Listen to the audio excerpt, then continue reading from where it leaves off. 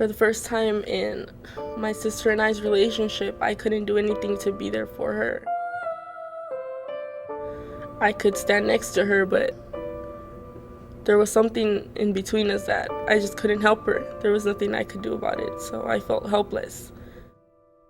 The Michaca family was faced with a reality most people would find hard to accept: that the life of their loved one relied on the generosity of complete strangers.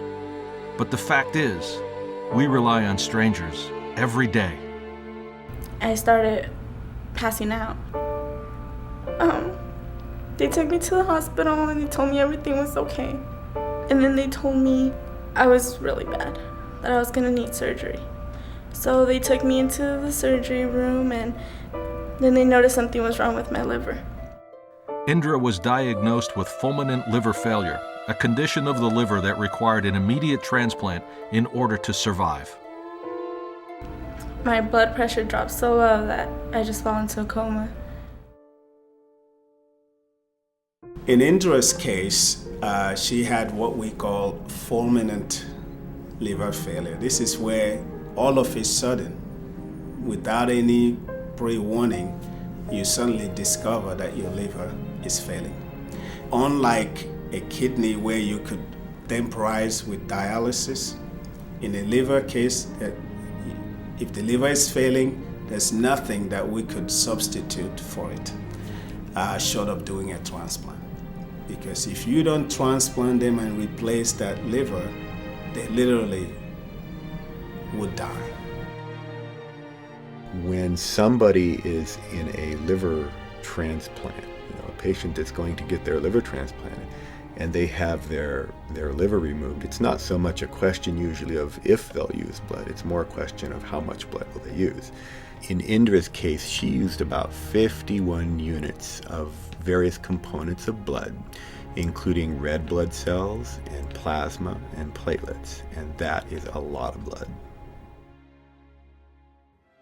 An organization such as the Blood Bank of San Bernardino and Riverside counties is a community asset. We can't exist as a hospital, certainly not as a level 1 trauma center, without an asset like that very, very nearby. You can't have an operating room without blood. You can't run a trauma service without blood. You can't have a hospital like Loma Linda without blood. So we need to work together to save lives. If you just take some time from one day, you can save someone's life. I'm living proof that a donor can save a life.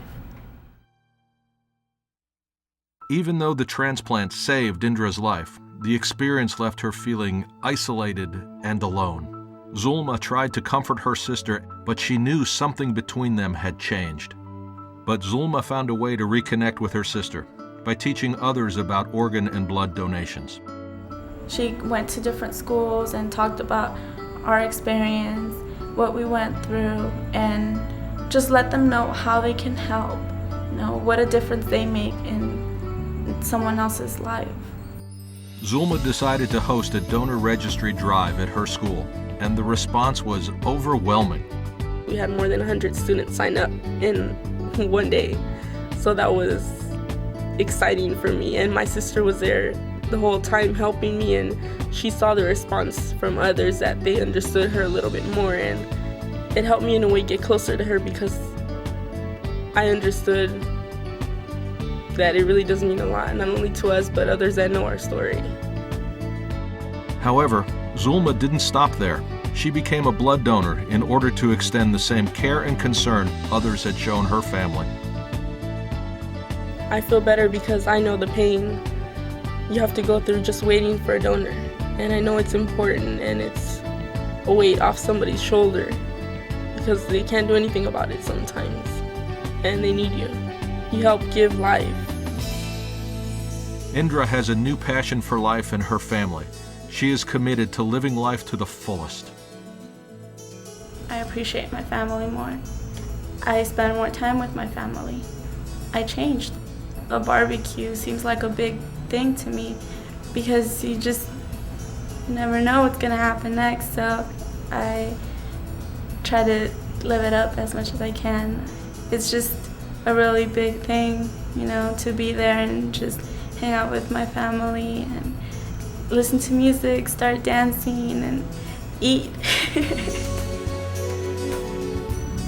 I've got a lot to express now, and just painting helps me bring it out, you know, with all the different colors and shapes and forms, texture, and just everything, you know, just do all the things that I wouldn't normally do. When Indra is not at school or home, she is at hospitals meeting with transplant patients, offering hope and support. This is just one more example of how Indra is able to look at her traumatic experience in a whole new light. In a way, I regret the things that I had to go through, but I know it's a blessing because I help people now, and I try to teach people about organ donation and blood donation and what a difference they can make in someone's life. It is amazing that so much joy and happiness can come from generous acts of complete strangers. But perhaps Indra and Zulma know more than anyone else. When it comes to saving a life, there is no such thing as a stranger. Out of all this came my extended family. From my doctors, my nurses, my transplant coordinator, the family of my donor, and the blood donors who helped me and saved my life. Thanks to the donors, you know, they are family now. They help my family stay together, and they're part of it now. They mean so much because they made up our family again. It's easy to see how blood saves lives, but perhaps it's far more difficult to believe that donors can become like family. For Indra and Zulma, it's a reality they live with every day.